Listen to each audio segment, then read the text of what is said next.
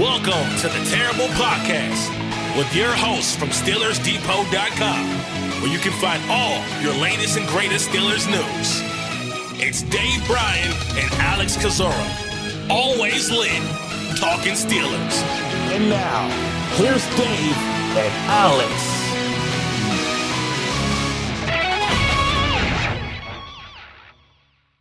Welcome to the Terrible Podcast, Season 15, Episode 156. He's Josh Carney. I'm Alex Kozora, SteelersDepot.com. Thanks for being back with us this Friday. Steelers Nation, happy 4th of July to everyone in America. Dave Bryan out today, so Josh Carney filling in. Josh, how you doing? I'm doing great. Wasn't thrilled to be woken up by fireworks at about 5:30 this morning, but I guess that's Independence Day here in America.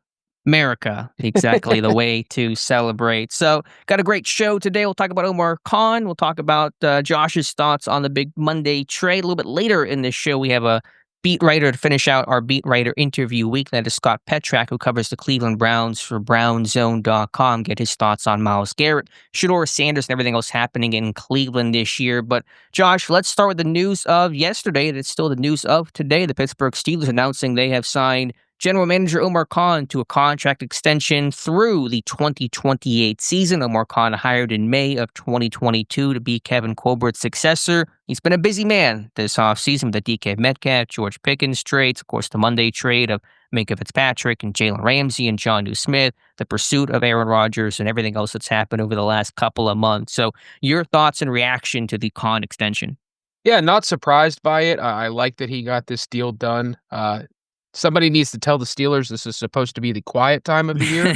Right. This felt like that classic pre-holiday news dump. I can't remember exactly when it hit on Thursday, but it was quick. It was not unexpected. I didn't think his job was ever in jeopardy. His future with Pittsburgh was ever in jeopardy. But a well-deserved extension for Omar Khan. He's had a busy offseason. He's doing everything in his power to get this team to compete in 2025. He's talked openly about, wanting to put a Super Bowl trophy in that trophy case for himself. So glad he got this done. It's been a busy offseason. He's done a lot of good work. And glad to see his future is set here for the foreseeable future. As you said, not really a surprise to see this happen. And some of this is a little procedural. Whenever he was first hired in 2022, that was a 4-year contract. And so he was going into the last year of his deal. And I assume, like head coaches in Pittsburgh, you don't want your GM to be a lame duck and entering the last year of their contract. And so you get that extension that year out, the way that they're trying to get a deal done with TJ Watt. So he's not entering the year, as a free agent. So that's kind of how Pittsburgh generally operates. Head coaches, coordinators get 3-year deals generally. It looks like Khan got 4 initially, then getting 3 this time around. That's pretty standard fare to re-up a year before. I wonder about Andy Weidl. Is he getting a contract extension too? I don't know exactly what his contract situation was. Of course, hired at the same time that Omar Khan was. So, how well these moves work, we'll see.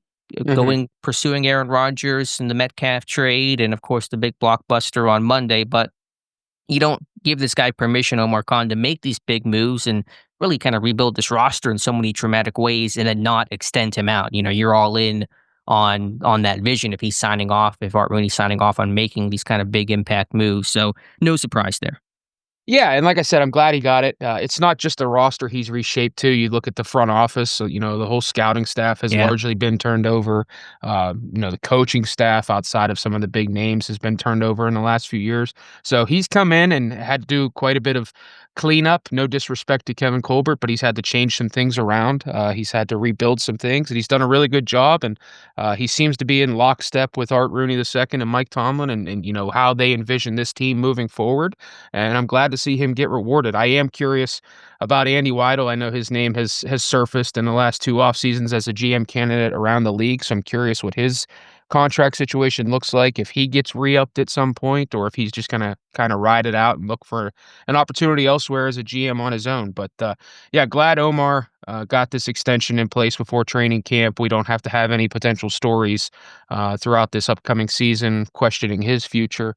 But I think he will be judged here in the next few years with, how this roster turnover works for him, and if he can find a quarterback in the next year's draft. He's got all the draft capital to do it, so I think that's when he he's going to be ultimately judged on how this future of this franchise moving forward works out.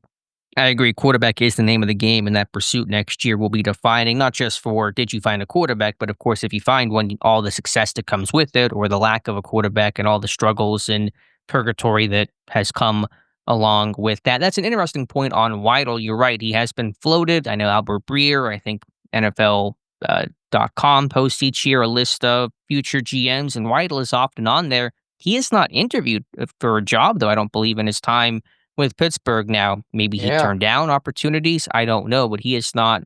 I've not heard a report about a request or him certainly talking to another team, which you'd think he would, given the Steelers' overall success and stability. And Weidl worked in Baltimore with Eric DeCosta and Harry Roseman in Philadelphia most recently, and so he's worked around a lot of bright minds and has come highly recommended. You think that guy would gain a little more buzz? Of course, if Pittsburgh has a big season, that'll probably come.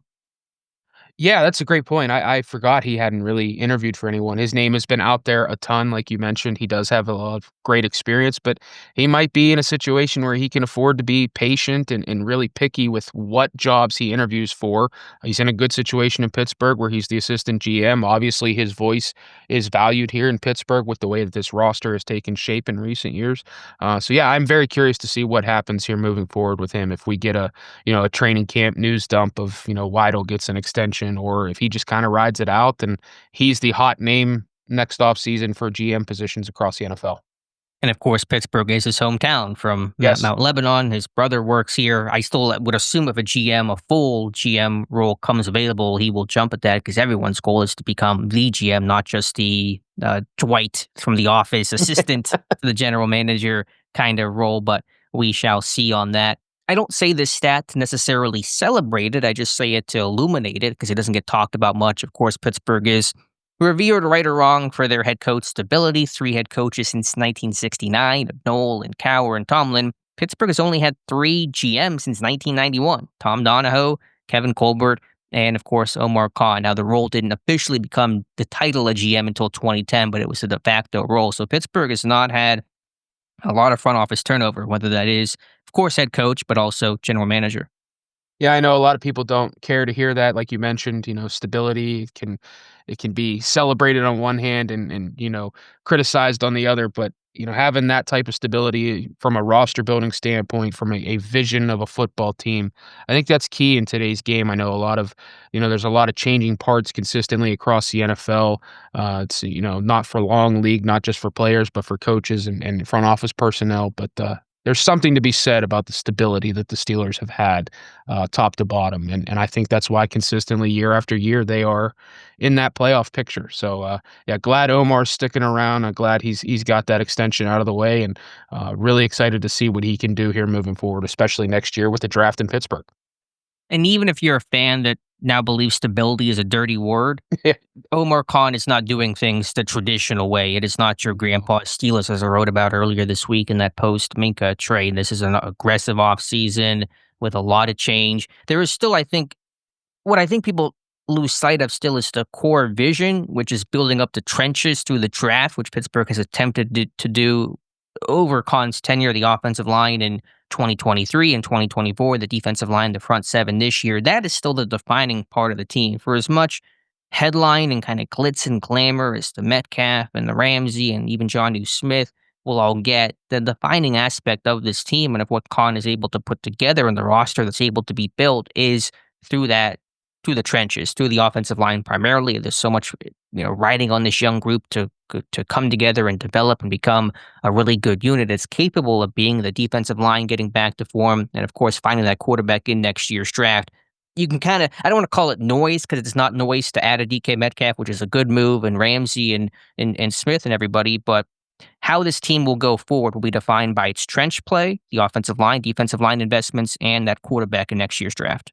Absolutely, and I think Omar has done a nice job this offseason of trying to thread the needle of being competitive without sacrificing a ton for the future. You Mhm. know, he played the compensatory draft pick game this offseason with free agents. You know, you look at the Ramsey and Jonnu Smith trade that I'm sure we'll talk about here in a minute. It was a 2027 pick swap, so he didn't give up anything from 2026. He's really aligned in that vision of, okay, the draft is in Pittsburgh. It's reportedly a good quarterback class.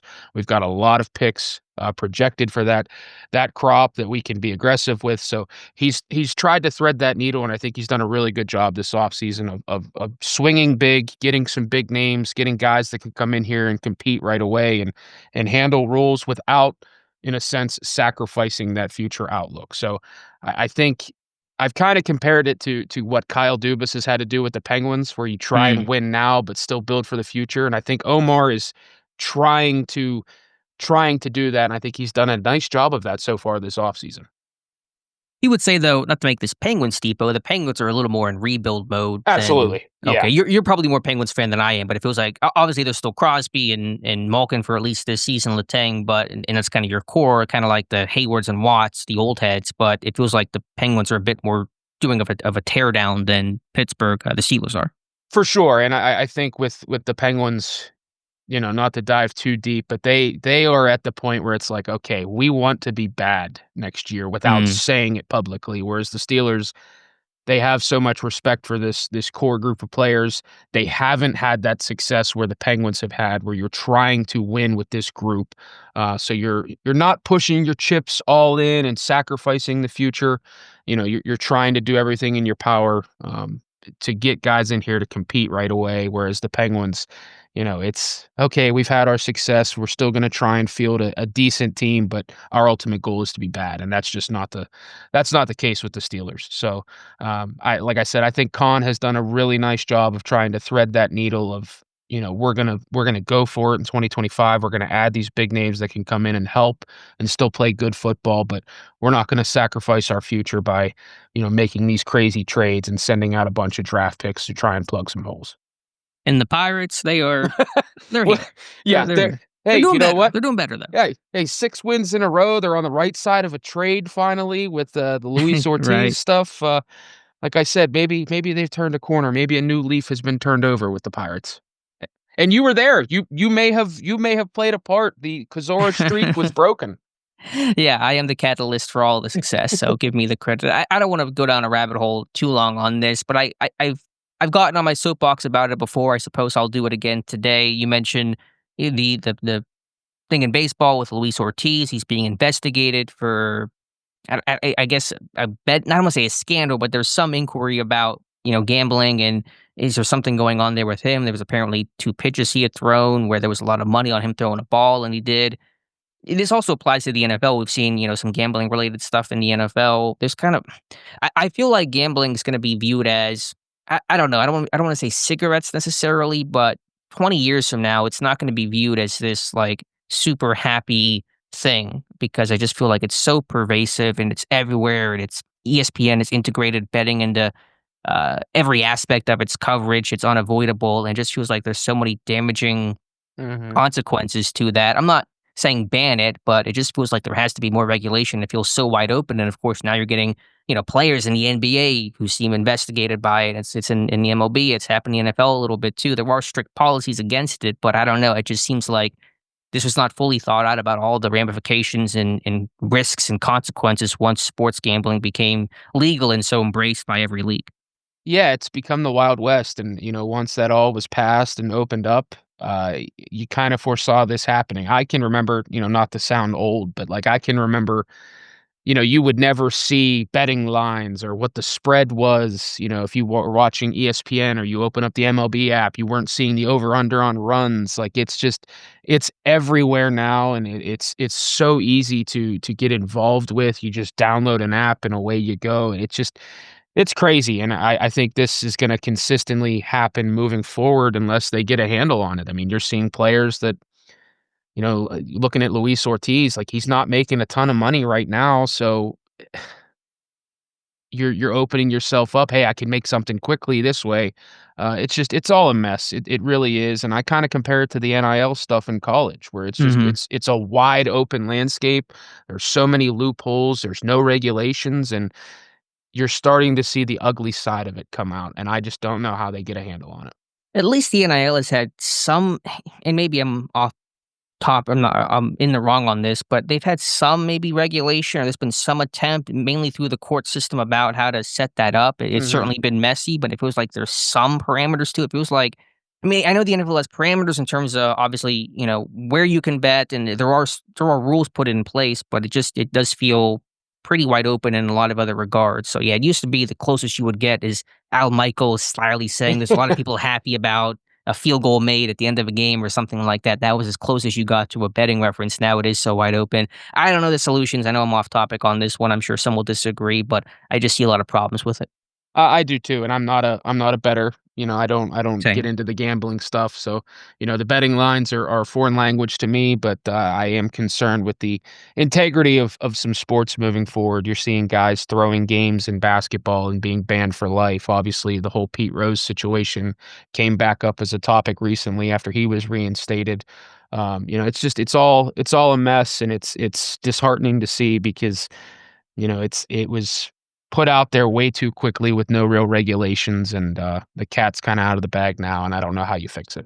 I'll steer us back to Pittsburgh here. Josh, let me get your thoughts on Monday's trade, which, to recap, I'm sure everyone knows it by now, Minkah Fitzpatrick going to Miami, going back to Miami, the team that drafted him, Jalen Ramsey and Jonnu Smith coming over from Miami to Pittsburgh. Also a 2027 day 3 pick swap involved in that. Smith signing an extension, talked about how he's blessed to be in Pittsburgh, to reunite with Arthur Smith and be a place basically where a team wanted him and wanted to pay him what he thought he was worth. So just overall, big picture, your thoughts on this deal? Yeah, initially when it was just Jalen Ramsey, I was interested. And then obviously you had that swing of emotion where it was, oh, Minkah Fitzpatrick's going back to Miami. And then you get the Jonnu Smith portion. I think the Steelers got a bit better. I think they got players that can help them right now. But it's still hard for me to kind of wrap my mind around Minkah Fitzpatrick being the trade piece that went out. I know in trades you have to give to get, and obviously the Dolphins asked for Fitzpatrick and the Steelers were comfortable moving him. It's just, I think if you're, in a sense, all in right now on this season, trying to compete, and you trade your starting free safety, a pillar of the franchise on and off the field, you bring in these new names at this point in the year, it's tough to see. And you've obviously seen some of the reaction from teammates. There's excitement for some of the pieces that are coming in, but there's disappointment that Fitzpatrick's going out. I've seen some takes that it's just rearranging the deck chairs on the Titanic for both teams. I don't agree with that. I think the Steelers and Dolphins are in different situations right now. Do you think Pittsburgh got better? Which is the question I posed to Dave, I think, whenever we talked Monday. I do. I think Jonnu Smith is very underrated. I certainly don't think he's Michael Pruitt light. Yeah. A little crazy there. But I do think they got better. I think Ramsey gives them a more versatile piece than Minkah. I don't think Minkah was a guy that could play all over at this point, handle, the boundary corner role if necessary. I think Ramsey fits more of what they want to do. I'm just concerned with that hole at free safety. But Jonnu Smith with Arthur Smith, I think that has the potential to be very good, especially with Aaron Rodgers at quarterback. I do think they got better. It's just it was hard in the moment to wrap my mind around Minkah being traded, and it's still kind of hard to wrap my mind around why. Well, why were they so willing to give up on him?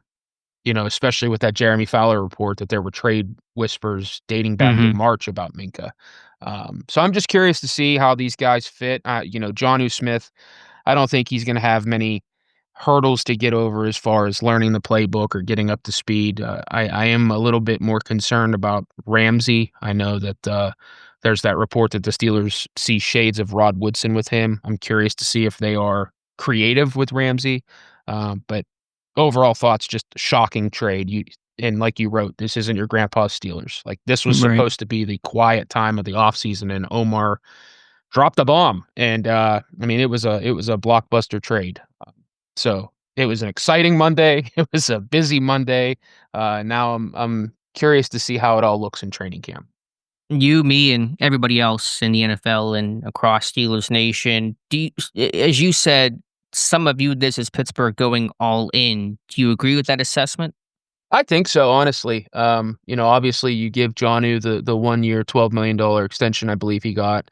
Ramsey's contract situation is what it is at this point. I think they got older and slightly more expensive, I think is fair to say, but they definitely got older and they're trying everything they can. Minkah, the splash plays dried up in recent years. Obviously, there were some concerns with his ability to play moving forward, and they went and got guys they believe can help them compete right now. I don't think a move for a 31-year-old Jalen Ramsey, is something that you look at in 2 to 3 years of like, okay, he can be a key piece for us. So Right. I think they have a window right now in 2025 to try and win a playoff game or two, maybe shock some people and get to a championship game. But I do think this was we have some veteran guys that know how to win in the league. Let's go get these 2 potential missing pieces to plug some holes and really try and go for it. And then, like I said earlier, they didn't give up any 2026 draft picks. So this feels like, hey, we're all in on 2025. Let's go get these pieces and try and win. But that last point is where I think, and I don't want to get into semantics too much, but I wouldn't call it all in because they didn't give up the future assets. All in is That's fair. pushing our Yeah. chips in now. We have nothing left over. It's kind of the Rams F them picks approach where like we are here to win now and we are going to do everything we can to, to accomplish that goal. I think Pittsburgh is trying to do both. Certainly there's an aggressive push to win now and to break that playoff drought. And I think do more than that. I think Pittsburgh's not just satisfied with snapping the playoff win drought, but making a serious run at this thing. Now, can they do it is a different question. Comes down to quarterback play, obviously, but I think the intent is to really make that aggressive move now. But the one benefit, as you said, of the Minkah trade, they didn't give away next year's draft picks. They have a ton of draft picks next year, a lot of cap space. You're not paying a quarterback, and unlikely to do so, assuming and banking on them drafting a rookie. No guarantee, but that's going to be the plan and approach and goal. So I think Pittsburgh is still able to have a roster and build next year while still being aggressive to try to win in 2025. For sure, and this does feel like hey, we're trying to win a Super Bowl this year. I don't think many people believe they can, but this also sets up in a way that they made some of these aggressive moves without giving away a ton of future money. That if it doesn't work this year, they could just wipe their hands clean and try over again next year. The one pushback I had though, and I think it was Jeremy Fowler that said it. Maybe it was Wednesday or Thursday morning that he talked to someone with the Steelers and they said, we do this every year. This isn't anything new. It's like, you've never done anything like this. Like, I think we've been around long enough, writing about this team, talking about him every day where they've never had an off season like this. So this feels new. This feels way more aggressive than anything they've ever done. And, you can debate about waiting around for Aaron Rodgers. Was that the right move? Signing the 34-year-old Darius Slay, making this trade. It feels to me like they believe they are close to competing for a Super Bowl. And we're not going to push all the chips in, but we're going to push enough chips in where we feel anything can happen once we get into the playoffs. So I do kind of view them as having this 2025 window and then, reassess next year. I agree. I may have missed that comment from Fowler. Was the commentary about this isn't new, was that in reference just to Pittsburgh being aggressive to win now? What exactly was the context? If I'm remembering correctly, he had asked a guy or someone within the Steelers organization about being all in and, are you trying to compete right now for this Super Bowl with this window, with this aging core? And the response he said, I think it was on Get Up, was this isn't anything new. We try and go all in every year.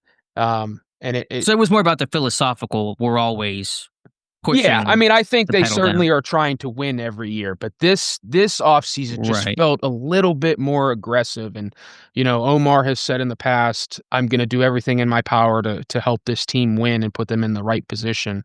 But this just felt, I don't want to say, I know Mike Florio has said desperation from this franchise. I don't think it's desperation. I think that they were more aggressive and believe that they are closer to competing and winning playoff games than others believe, and I think that's where the surprise comes from. Okay. Yeah, I think maybe that comment was less about the method of how Pittsburgh is trying to win now, because that is certainly different. But the overall idea of we are here to win now, we are not playing for 3 years down the line, even though they probably could, because you have great job security. Mike Tomlin, Omar Khan, they're not going to go anywhere anytime soon. Khan just got the contract extension, but yeah, of course they're winning now. How could you not build this roster and try to win for anything else? But Right. today, you said you wouldn't use desperation to describe Pittsburgh like Florio did, and I tend to agree. What word would you use to describe Pittsburgh's feeling right now based on these moves?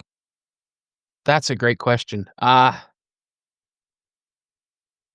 man, I don't know that I have one word. I think honestly, they do believe they're close. I think in some sense you could use delusion loosely, just based off of what we saw this past season in the playoffs. The 5-game losing streak. I know they've churned everything over, but I don't think it's desperation. I think it comes back to aggression again. Like they're being smart about some things. Playing the compensatory picks game was really intriguing from Omar and Andy Weidl. Like they didn't get into the weeds with that stuff. I don't know that I have one word, Alex. I think they're calculated, they're aggressive, and they're trying to do right by the core of players they have on the roster right now. And of course, a few days ago, I would have said that core was Cam, TJ, and Minkah. That's changed some, but they still feel like they owe it to Cam and TJ Watt to do everything in their power to try and get them a Super Bowl. And I don't think that's changed, Sure. this offseason, but I think there's a heightened aggression for them, if I could use 2 words. I'll allow it. I'll give you All the right, 2 words thank you. on that one.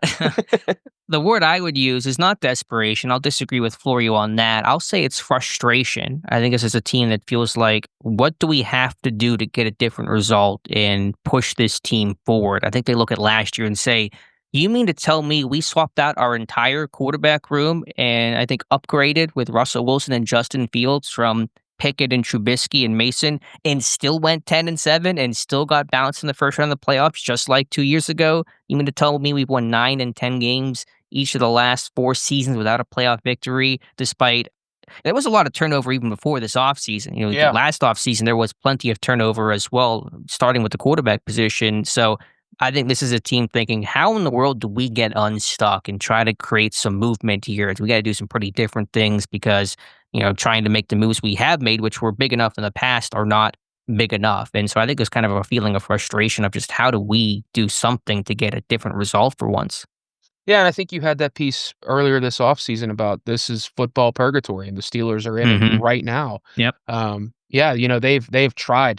They've turned things over. They have brought in new coaches, and they're still getting the same results. And you could say it's insanity what they're doing at quarterback, but they're trying everything, and I will always give Omar Khan and Andy Weidl credit for that. They're not sitting around and just we're close. We'll keep pushing back the same roster. Like they're doing everything in their power to try and get over this hump, and I give them a lot of credit for that.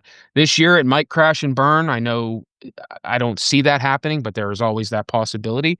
But they're doing everything they can to try and get over that hump in the playoffs, win a playoff game or two, and get the Steelers back to where they typically belong. So a lot of credit goes to them for how aggressive they've been and how there's that frustration you mentioned, how they continue to try and change things up. So.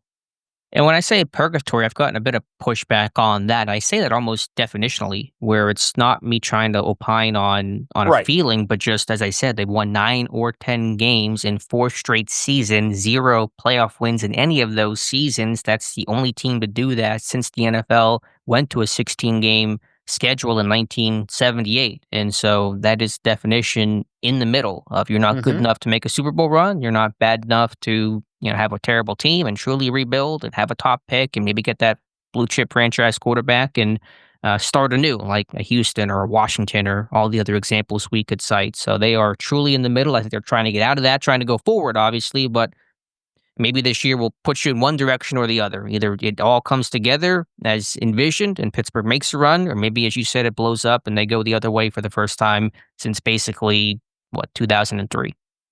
Yeah, I certainly hope that they take a step forward and still have that ability to be aggressive next offseason. That would be the win-win. I would much prefer that compared to it blowing up, having a 5-12 season like Rodgers just did with the Jets, and you have all these ugly headlines coming out from deep dives from national reporters, and it's just all a mess. I don't think anyone wants to sign up for that. Even if you see some of the comments of this team needs to bottom out and Yeah, go well, some high. do think that. Some think they just need to hit a hard reset button. Not Yeah, I mean, organizationally, but there are some in the fan base. yeah, I mean, it sounds great theoretically, but I think if you do that, you're putting yourself at risk. So I'd rather do kind of what they're doing right now and how Omar has threaded that needle this offseason. And I'm very curious to see how it all plays out. He's been calculated. He's kept all the picks for next year, and we'll see how it works. I think he's got the right path in mind. So this is the first year, like and entering last year with Russell Wilson, Justin Fields, I was kind of just like, okay, they're probably going to win 9 to 10 games. I don't feel great about George Pickens as wide receiver one. This year, with some of the experience they've added and how they've done it, I'm excited to see how this team looks on the field, and I think they could surprise some people. Are you expecting for them to win more than 9 or 10 games then? Yeah, I have them right now at 11 wins. I Okay. think they could stack some wins early in the season just with how the schedule shapes up. I'm not as worried about the back end of the schedule like I was last year with the whole Christmas debacle and everything and, the 3 games in 11 days. Mhm. I know that there is a stretch in there that's gonna be tough, but I think the schedule lines up for them pretty well to stack wins early, get to 11 wins, and make some noise in the playoffs. I want to go back to a comment you made a second ago, and I agree. I don't want to see this team have a 5-win season. That's not fun for anybody, especially those like us who write about the team and have to sit in Yeah. that to that degree. But you said something about risk. What did you say that there's too much risk in? There's a risk to doing a hard reset. Like it's Well, not just what is the risk though? Because Tomlin's safe, Khan's safe. I mean, their jobs are not on the line. So what is the risk? not just Steelers related. Like if you look, I'm largely anti-tanking, anti being bad purposefully in a sense. Hmm. Like I think it can, if you strip it down, like yeah, Khan is safe, Tomlin is safe.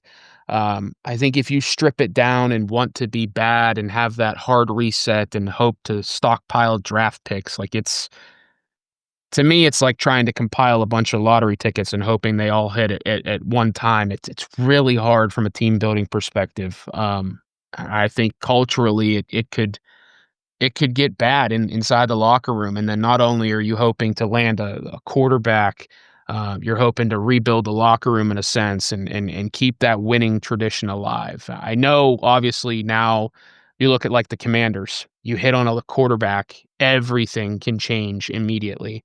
I just that there's a risk there of, okay, strip it down, hard reset.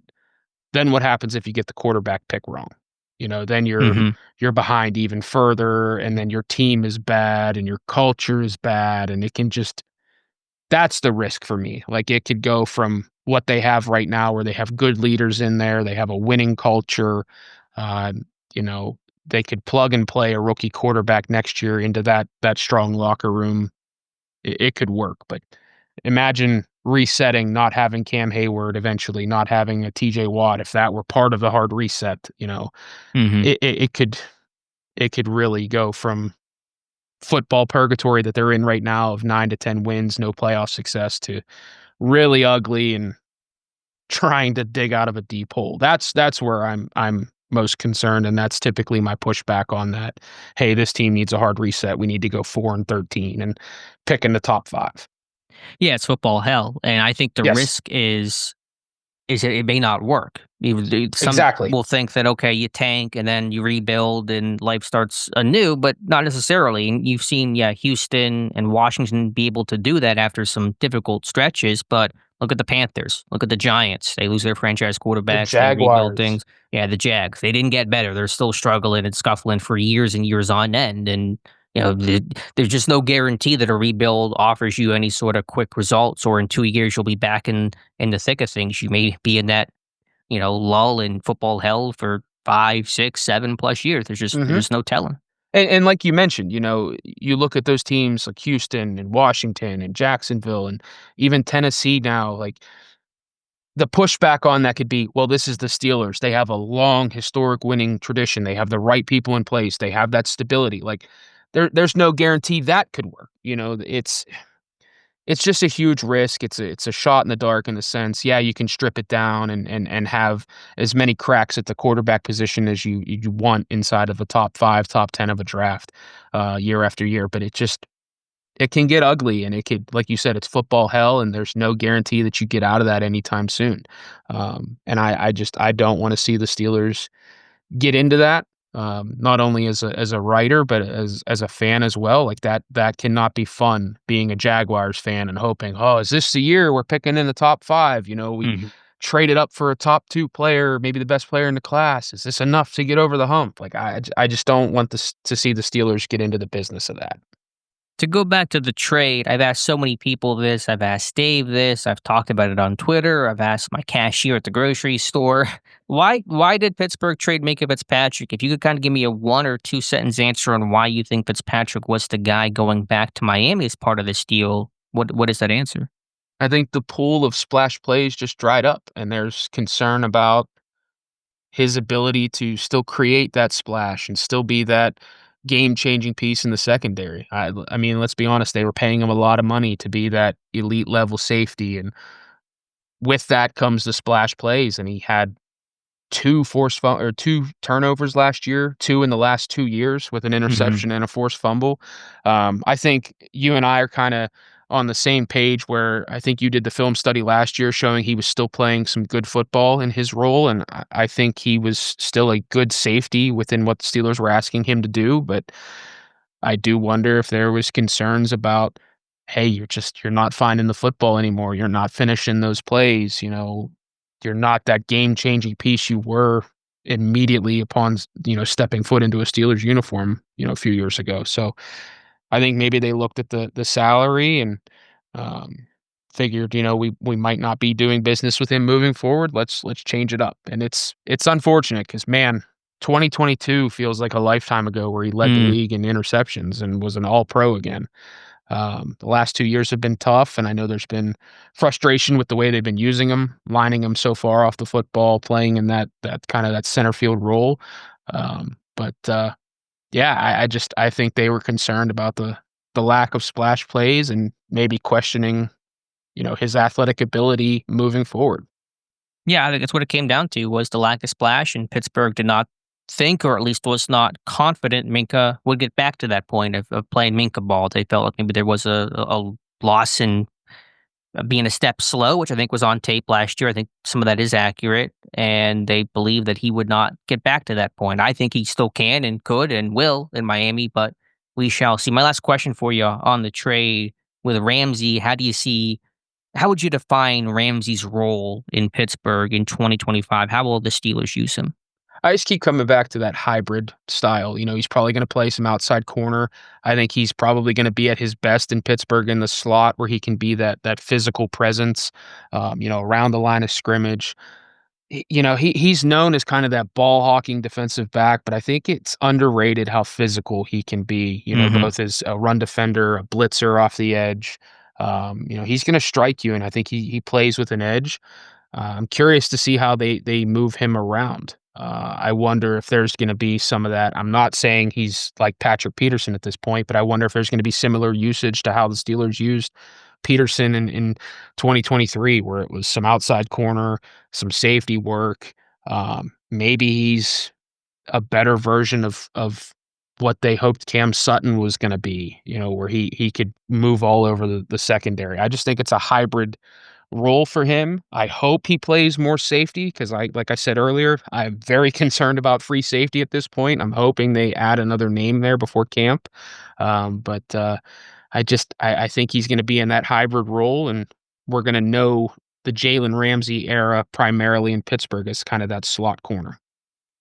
What name would you like to see them add? Is there one particular addition you'd like to see them bring on? Yeah, Julian Blackmon is kind of that name that, they did some work on him leading up to, was it the 2018 draft he was in, coming out of Utah. I think he's still relatively young. He's had some significant injury history. A torn Achilles is at the top of the charts there with him, but he's still relatively young. They did the work on him in the past. He can handle that free safety role, and I think he'll be relatively cheap. Since he's come off that Achilles injury, he's been a decent safety. I'm not asking him to come in and be, peak Minkah Fitzpatrick, but I just want another piece in there to protect against maybe Juan Thornhill being the starter. I know there was a lot of talk this past week. Juan Thornhill's a Super Bowl champion. He's got a ton of starting experience, but I just kind of can't get over some of the stuff he did in Cleveland last year. I liked him in a third safety role rather than the starter. But Julian Blackmon's the name, and I know a lot of people are going to throw out Justin Simmons at this point because he's still on the market, but Blackmon's the name that I've kind of had circled. Yeah, if Pittsburgh wants that one-to-one Minkah replacement in the sense, well, I don't want to say that, but in terms of a pure free safety, then yeah, Blackmon can be that guy. I was going to say pure free safety, but I think Minkah is more than a pure free safety, but that is, the position he prefers and what he's worked best at. But yeah, I think Blackmon can fit. And yeah, only 27 come August. He, as you said, that Achilles what came in 2021. He's bounced back. He's played well. He's made plays. He's got 7 picks the last 2 years. Questions over just run defense and tackling and physicality, but could certainly see that. I think him or Simmons, would make a level of sense. So we shall see. All right, Josh, let's take a pause. We're going to come back with our friend Scott Petrak, who covers the Browns for brownzone.com. Follow him on Twitter at Scott Petrak. That's Petrak. We'll take a pause and come back with Scott. And welcome back to the Terrible Podcast. As promised, top of the show, finishing out our beat writer week here for Steelers Depot this offseason. We're lucky to be joined by Scott Petrak of brownzone.com, the Medina Gazette and Chronicle Telegram covering all things for the Cleveland Browns. Scott, thank you so much for joining us today. Hey, thanks for having me. All right, let's dive on in. I know you've had this question probably a million times and probably a million more after you and I talk, but Shedeur Sanders, that is the headline of the Browns offseason, all the buzz on him. Why did Cleveland trade up for him after drafting Dillon Gabriel, and how has Sanders looked so far during spring practices? Yeah, the first one is still a little bit of a head scratcher, even though we're, what are we, 2 months away from the draft? More than 2 months? I think they just thought the value was too good. I know some people want to speculate that the owner, Jimmy Haslam, forced them to move up, trade their last 2 picks to get Shedeur Sanders. I don't necessarily believe that. I wouldn't rule it out completely just given the Haslam's history. But I think they liked Shedeur Sanders. They thought he was a quality draft pick. And when he's still sitting there in the 5th round and as an organization, you don't have a long-term answer at quarterback, it just made sense to do it. Now, it is a little bit hard to figure out when you took Dillon Gabriel 2 rounds earlier. I don't understand that pick. But, as many bites as the apple as you can get at quarterback, I think that's part of their thought process. And then I thought Shedeur Sanders looked really good. I watched him practice 7 times, and I thought he looked good. He throws really accurately. I think there's good anticipation, good ball placement. When he throws some underneath stuff, the ball wobbles out of his hand once in a while. I don't find that when he throws downfield. The ball looks crisper. Maybe the mechanics are better. I thought he looked good. If you just ask me, now you have to take into consideration he's not going against the first-team defense. He's not playing with the first-team offense. A lot of times he's in the red zone, operating on a second field. But just watching the guy throw the ball, I thought he might have had the best offseason of any of the Browns' 4 quarterbacks.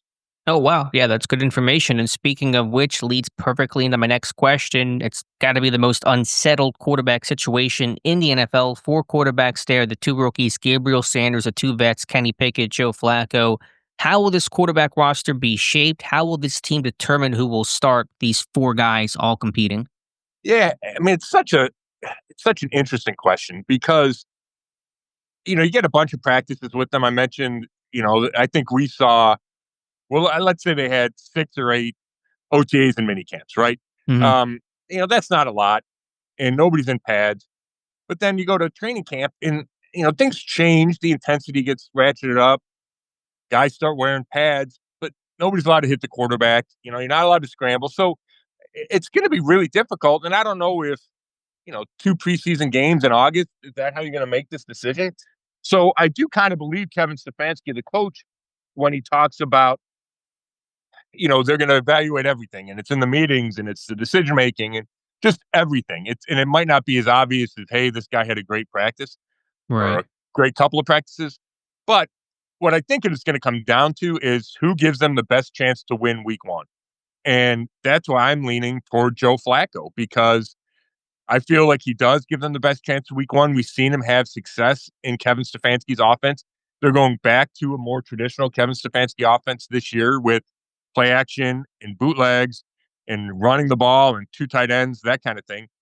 And we saw what he did at the end of 2023. So when I hear a guy like Joe Bitonio or Denzel Ward, trusted veterans on this team, captains, talk about wanting to play needing to play the guy that gives them the best chance to win, I think that's Joe Flacco. Was there a clear-cut starter during OTAs, or did they rotate those quarterbacks pretty good? No, they rotated him pretty good. And I think you saw a lot of Kenny Pickett. You saw a decent amount of Dylan Gabriel, especially as we got later into minicamp. And with the knowledge that Joe Flacco needs fewer reps than the rest of the guys because he's 40 years Sure. old, he's done it. They want to get an evaluation of the young guys and the new guy in Pickett. So you saw those 3 guys. You didn't see Shadir do any. Shadir was a clear number 4. I would say I think it's a long. I don't think Shadir Sanders has much of a chance. Like, I don't know if it's a 2% chance or a 4% chance or 0% chance. I don't think he's your starting quarterback week 1. Okay. I think Dylan Gabriel has a slightly higher chance, but still is a big long shot. So I think it comes down to Pickett and Flacco. And I think ideally it would be Pickett because he's 27, because they think he has upside. They're desperate to find a long-term answer, and that's not Joe Flacco. So it could be Kenny Pickett. From the time he was with Pittsburgh and, for what it's worth, the OTAs and minicamp, I was just not impressed with Kenny Pickett. And that's why I would lean toward Joe Flacco. All right, gotcha. If it is Kenny Pickett, though, a lot of storylines in Pittsburgh. Yeah. So I know Sanders takes up all the oxygen of the draft conversation, but he was not Cleveland's first-round pick. Far from it. That was Mason Graham at number 5 overall. What made a team decide that Graham was their guy over an Ashton Genty, an offensive tackle, the other options? Why was Graham their pick? Yeah, it's a good question. Well, first of all, they traded down from number 2, and Right. they could have taken Travis Hunter. I think they would have taken Travis Hunter at number 2. The decision there was all about what they got back. And they got the number 36 pick in 2025 and then a first-round pick in 2026. And they just couldn't ignore that. And who knows if Jacksonville will be any good, but the Browns now have the potential to have 2 top 10 picks in next year's draft. And having said that, and we just spent all the time talking about quarterbacks, everything is with the backdrop that they might need to go draft a quarterback next year. Mhm. And they knew that when they made the trade out of number 2. So that's the first thing. But then I think Mason Graham, I do think part of it is the team wants to go back to kind of the formula from 2023. And I mentioned running the ball more in the Kevin Stefanski system.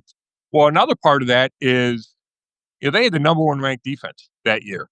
And the defense fell off in 2024. So I think there's a bit of getting back to that.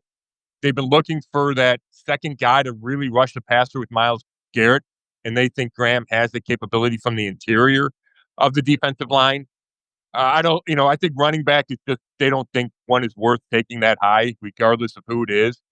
And the tackle thing is interesting. They certainly felt like they needed a tackle.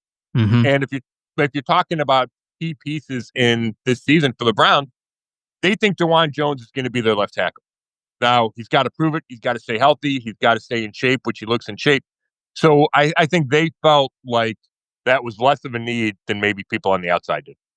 Talking with Scott Petrak, who covers things for the Browns over at brownzone.com. Let's stick with that defensive line. Kind of a 2-part question. You answered the first part a bit. Does this team feel like they have enough pass rush help to support Myles Garrett? And Just to go back to the original big headline of the offseason, Myles Garrett's trade request, it gets rescinded, the monster $40 million per year contract. What played the key role in Garrett rescinding that request? Was it simply the financials, or did Cleveland present a plan to win and chart a future that Garrett was satisfied with? I don't want to dismiss the money or the talks with Cleveland, but I think the bottom line with Garrett coming back is the Browns were not going to budge on trading him. Okay. And it stayed out there for a couple of weeks, right? His request was public. It was out there. The Browns kept denying, we're not going to do it. We're not going to do it publicly, privately. Myles Garrett requested a meeting with owner Jimmy Haslam, and that was denied, saying, hey, Andrew Berry, the GM, is handling this. And I think Garrett just got it through his head that they weren't going to trade him. And in order for him to really force a trade, he would have had to do something drastic. Hold out a training camp or sit out during the season. And I just don't think that's who Myles Garrett is. And he likes to be liked. And there was some negative, obviously, feedback from the fans when he was so public about the trade. I think at the beginning, fans were backing him. And then when he started flirting with other teams, it became different. So I think he just saw the writing on the wall and said, okay, it's a big contract. I always said I wanted to finish my career here. I think to some degree he trusts the front office, but I think it's just more the reality of the situation. And then what softens any kind of quote unquote blow is that it's a 4-year, $160 million contract. And then your second question, I don't know about if they have enough pass rush. They signed a couple free agents, Joe Tryon-Shoyinka, Julian Okwara. They cut Obo Okoronkwo last week, which means they believe they have enough depth on the outside. Alex Wright is healthy again, and they like him. He's a former third-round pick. And then on the inside, they cut Dalvin Tomlinson to save some cap money, but then signed Malik Collins, and they think he can help with that interior pass rush. And hopefully for them, Mike Hall Jr., the second-round pick a year ago, who missed so much time as a rookie he was suspended, and then he was hurt at the end of the year. They think he can be a pass rushing force from the inside. So to go back to Garrett, did Cleveland listen to team's call? Was there any movement at all towards a trade, or did the Browns just shut this thing down start to finish? No, they shut it down. I think there were a couple reasons for why they didn't consider a trade. At least, I'm sure they talked about it internally, right? But they didn't take. I don't think they took calls.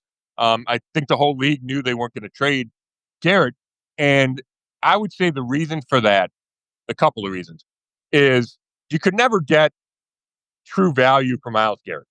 He's getting ready to turn 30, or he's 29. He's turning 30 in December. I just don't think you're going to get the 3 first-round picks that maybe fans fantasized about. This is the key to rebuilding your roster. I just don't think they would have gotten those quality picks, especially because the teams that would be interested in Garrett would be teams trying to get to the Super Bowl. So that first-round pick you're getting, or those first-round picks, if it's multiple, are going to be at the bottom of the round.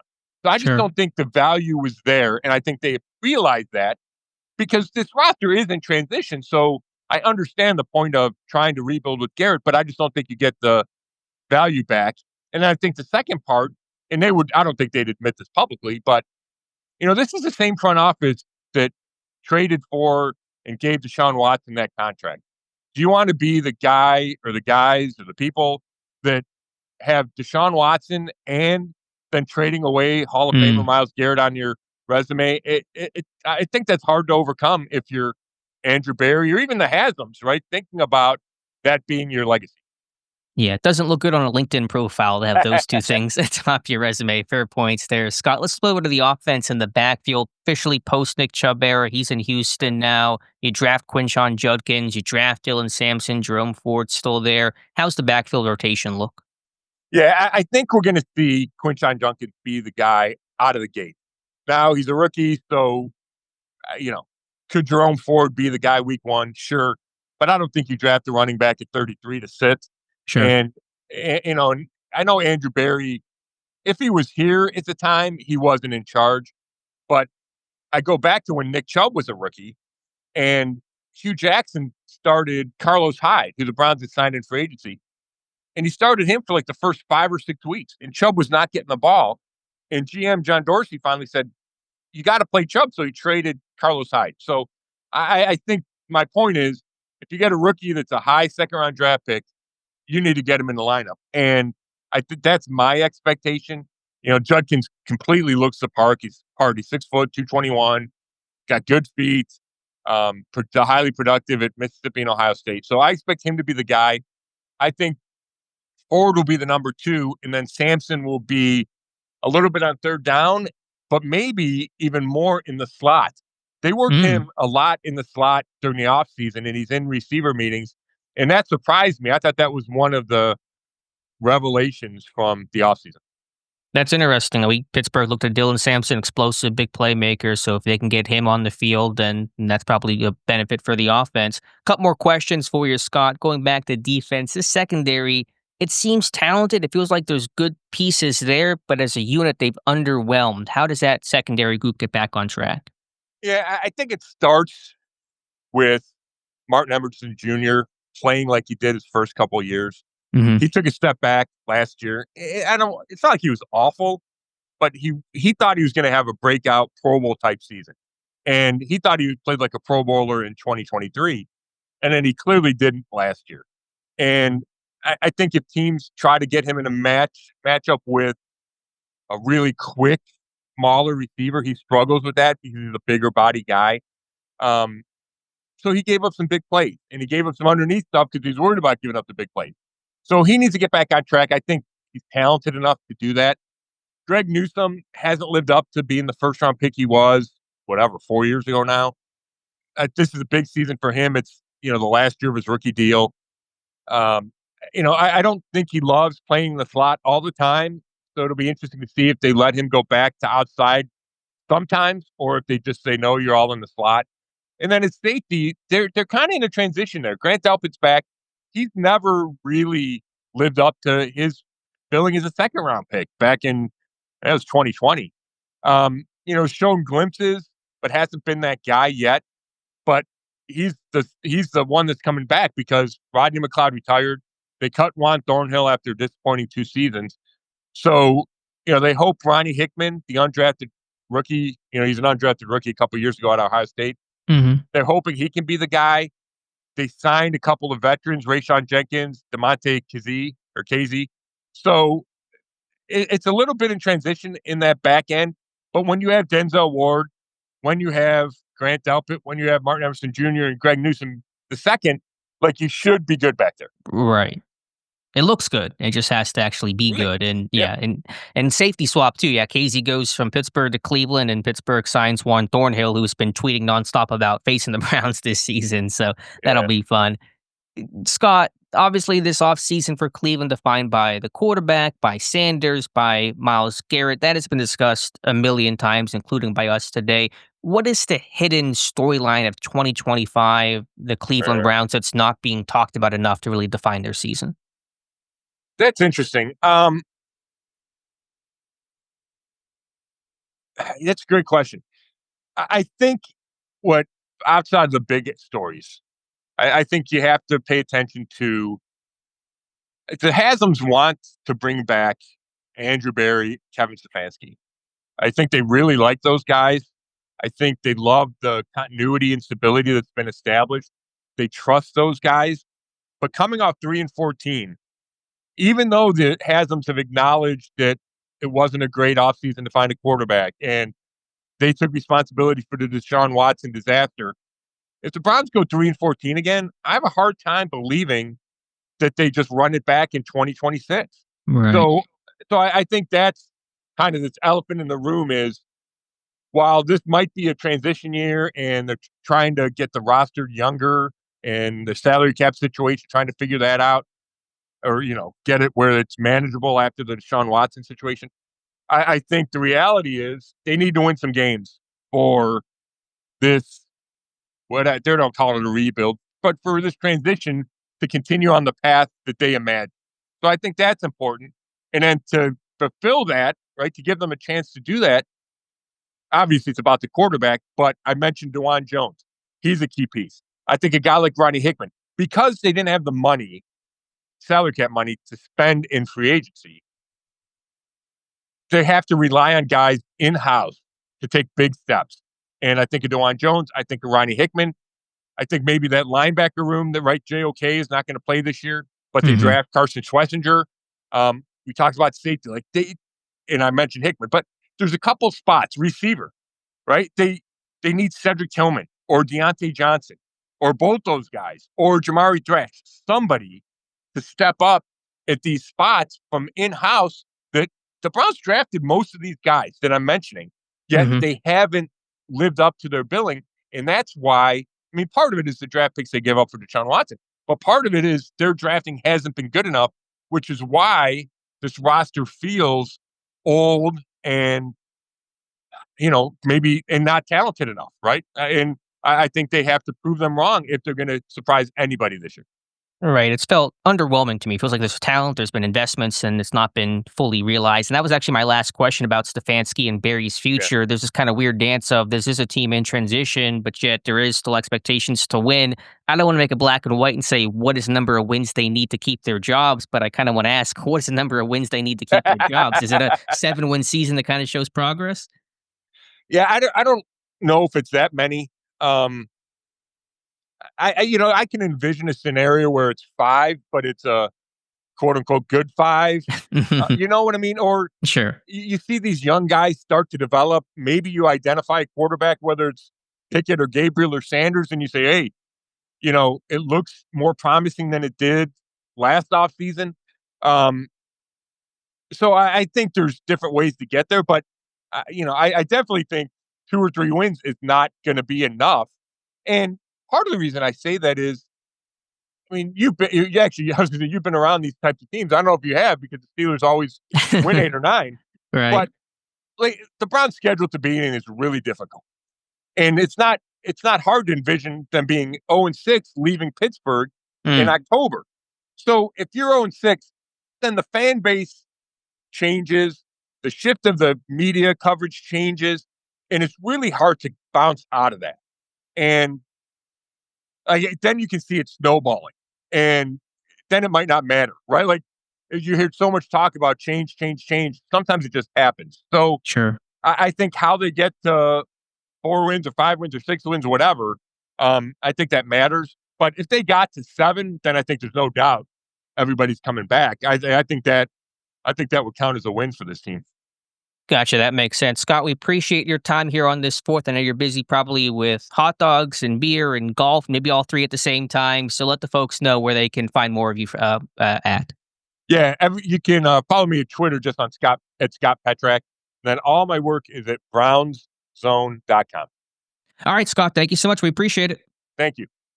And welcome back to the Terrible Podcast. Again, our special thanks to Scott Petrak, who covers the Cleveland Browns for brownzone.com. Follow him on Twitter at Scott Petrak. We thank him for giving some of his time here on this 4th of July. Josh, to finish things up today, we knew that Aaron Rodgers and some Steelers teammates were out in Malibu. We finally know the exact attendance on that list. Not a huge group overall, but some notable names, a couple of receivers in Calvin Austin, Ben Skoranek, Scotty Miller, DK Metcalf, and Roman Wilson. Also tight end Pat Frymuth attending Aaron Rodgers for at least 1 day of practice. No other quarterbacks were there by all appearances. They weren't in that group photo that was taken. No other tight ends or receivers. No Robert Woods, no Darnell Washington, Connor Hayward. So not a whole lot to really add here, but it is good to see those guys working together.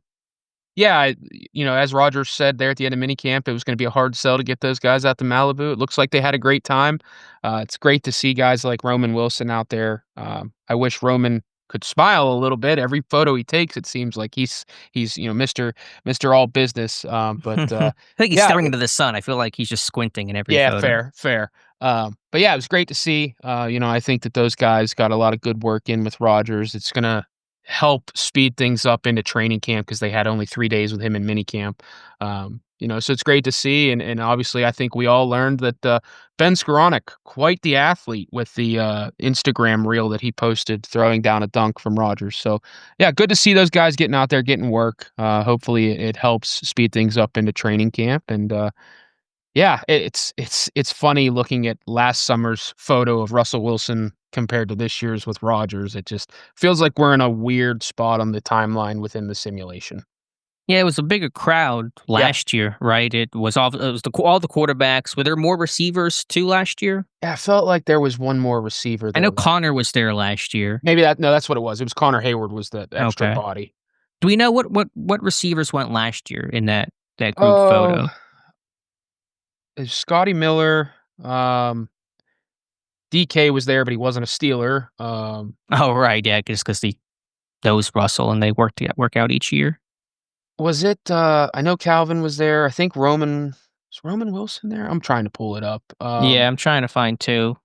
Looks like our headline 7 Steelers join Russ and Fields. Let's see what Oh all yeah, we Fields was had. there. That's right. It was Roman Wilson, Marquez Callaway, Van Wow. Jefferson, Calvin Austin, and then Kyle Allen, Justin Fields, John Rice Plumlee, Connor Hayward attended. So that was the group last year with Russ, of course. Forgive me for forgetting the Van Jefferson era in Pittsburgh. Uh, I mean, he did his job. he Pittsburgh asked did. way too much out of him, I thought, to make He him was play. fine, but Yeah, I know was what you mean. yeah. Yeah. Marquez Callaway, there's a name I hadn't thought about in a John while. Reese Plumlee, forgot about him. You know, Mhm. that was quite the group there. But yeah, I mean, I'm not surprised that it was a smaller group for Rodgers. And again, it's a few weeks before training camp. Guys are trying to get away, get a vacation. You know, probably working out on their own.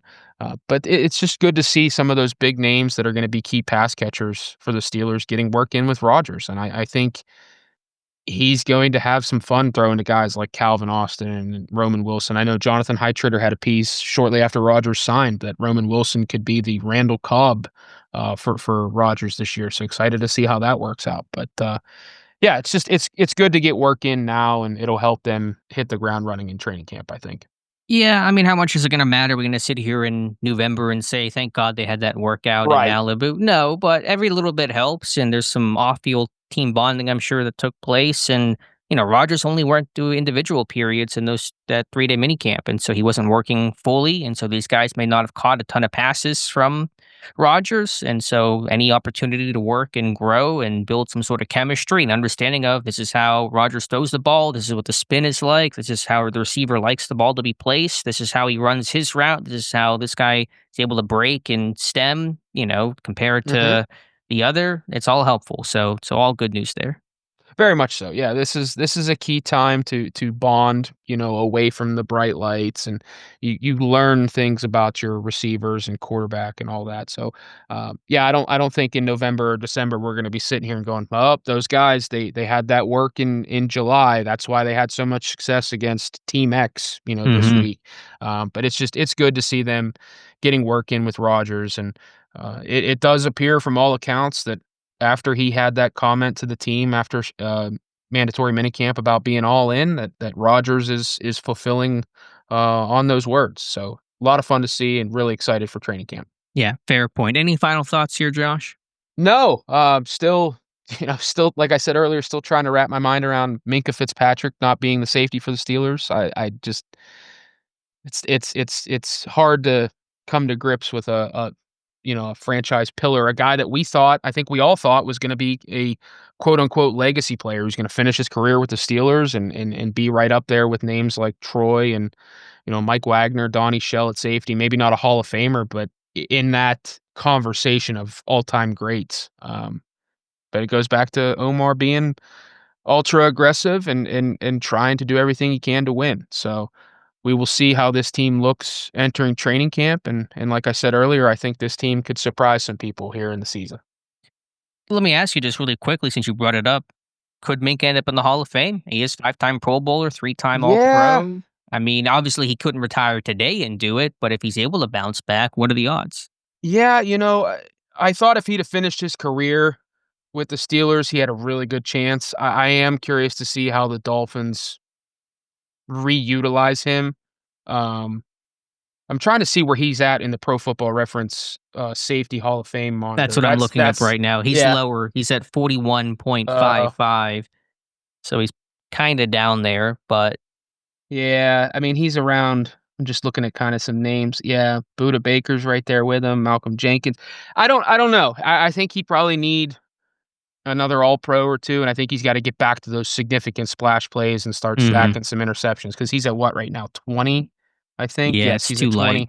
Yeah, it just the All-Pros and the Pro Bowls look great. I just think he needs a little bit more, and I wish that was going to happen in Pittsburgh. But I'm very curious to see how he looks in Miami. And obviously, it's an entirely new coaching staff down there. Brian Flores isn't there. I know that's where some of the issues happened with Minkah in Miami initially. But I'm curious to see how they utilize him. Yeah, me too. It'll be interesting, and we'll be following that. And of course, we'll see it in what is that, week 15, when Yeah, Pittsburgh and Miami plays on Monday night. So that's going to wrap up today's show. I know we promised emails. I apologize. Dave not here. He has the key to the mailbox, and so we're not going to be able to get to emails today. We will definitely do so for the next show. That should hopefully be on Monday. We'll keep you guys posted on that. We also recorded episode 3 of Steelers Depot Jeopardy. That'll go up sometime next week as well. So, Josh, thanks so much for being here today. absolutely. Thank you for having me on. And I hope everybody enjoys their 4th of July. Stay safe. And yeah, we will hear from you guys later. Yeah, come back with all your fingers, Steelers Nation, I please. was gonna do it, but I'll do it. okay. Yeah, don't pull a Jason Pierre-Paul, please. Yeah, there you go. All right, be sure to follow Josh on Twitter at @byJoshCarney. Follow Dave on Twitter at Steelers Depot. Email the show, theterriblepodcast@gmail.com. Donate if you like. We appreciate that. And thank you for listening to The Terrible Podcast with Josh and Alex.